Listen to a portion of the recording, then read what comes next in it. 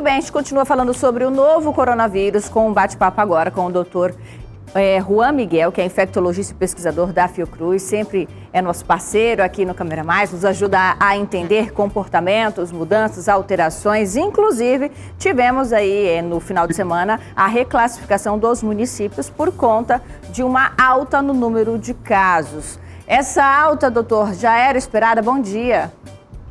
Bom dia. É algo que, na verdade, estávamos esperando com o relaxamento das medidas de isolamento. A pandemia aqui no Brasil, e especificamente também em Rondônia, ela não se comportou da mesma forma que se comportou em outros países, fazendo um pico elevado e uma queda acentuada. Aqui se manteve uma curva bastante elevada durante bastante tempo. Então, essa diminuição pequena no número de casos e agora esse aumento outra vez é realmente um reflexo que nossas medidas não foram adequadas para interromper completamente a transmissão. Mas a gente pode considerar essa alteração agora nos números, esta alta novamente, como uma segunda onda no estado, doutor, ou ainda é cedo para dizermos isso? Na verdade, segunda onda fica muito fácil definir-la quando a primeira onda acabou e cessou completamente.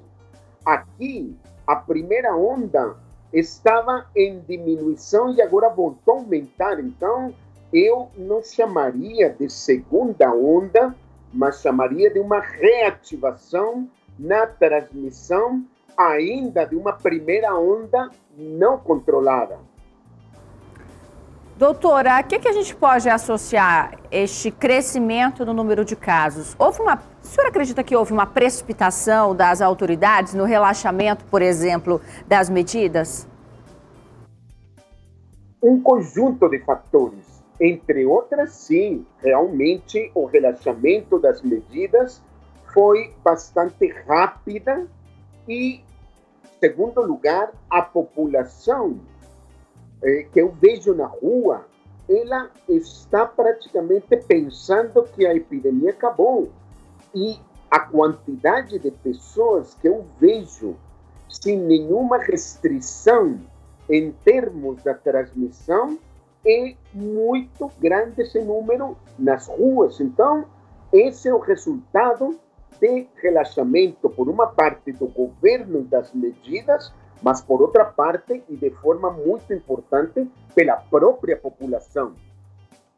Certo, doutor. E nas questões das vacinas, né? A gente vê aí que é a esperança de todo mundo que uma vacina venha para a gente combater o novo coronavírus. Como é que estão os estudos? Qual é a vacina que está mais próxima, numa análise do senhor? As vacinas que estão em análise e das quais nós temos maior contato são a vacina da Sinovac, que é a Coronavac, da chinesa com o Instituto Butantan, junto, e a segunda que temos contato também é a de Oxford com a Farmanguinhos, com a Fiocruz.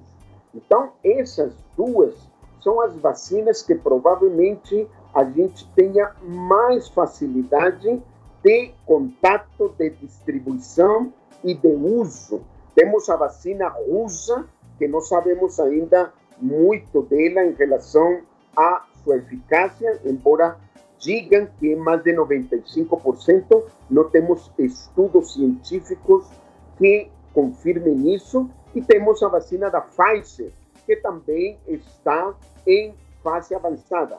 O que nós temos que ver é qual vacina vai ser um melhor preço para o Brasil, uma facilidade na distribuição, uma pouca necessidade ou nenhuma necessidade de cadeia de frio.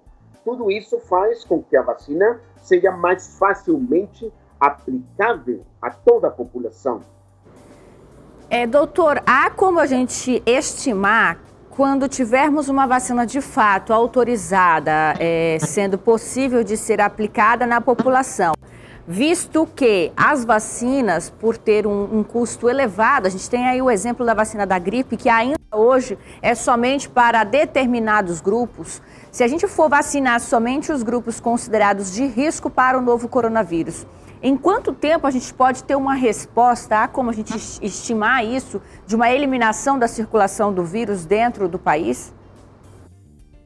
Se começamos a vacinar grupos prioritários, por exemplo, pessoas com mais de 60 anos, pessoas com comorbidade e outros grupos, que o Ministério, foi o que o Ministério da Saúde promulgou, que a vacina contra a Covid seguiria as mesmas normas da vacinação contra a gripe. Então, essa vacinação de grupos prioritários, com certeza, protege esse grupo prioritário de forma importante, mas não é uma peça fundamental na interrupção da transmissão da Covid. Para isso, tem que ser uma vacina amplamente distribuída para todos os grupos etários. E aí a gente tem toda aquela problemática do custo e tudo mais. Doutor, temos algum estudo de Rondônia que aponte se esta alta no número de casos está sendo mais entre jovens ou o público mais velho, já que no país, num geral, a gente tem percebido esse crescimento, principalmente entre os jovens?